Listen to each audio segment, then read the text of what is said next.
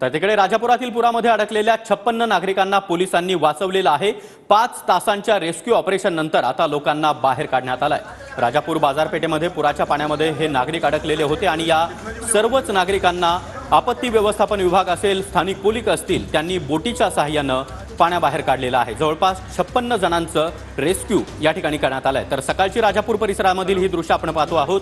वाशिष्ठी नदी असेल, त्याचबरोबर अर्जुना नदी असेल, यांनी आता इशारा पातळी गाठलेली आहे। त्यामुळे संपूर्ण नदीच्या किनाऱ्यावरील नागरिकांना सतर्कतेचा इशारा जिल्हा प्रशासनाने दिलेला आहे। राजापूरची बाजारपेठ हे रात्रीच्या सुमारास पाण्याखाली गेलेली होती। सकाळी या ठिकाणी पाणी ओसरलेलं आहे, मात्र दुकानं असतील, घरं असतील, या ठिकाणी मोठ्या प्रमाणामध्ये पाणी शिरलेलं होतं आणि आज सकाळी आता हे सर्व पाणी बाहेर काढण्याचं काम सुरू आहे।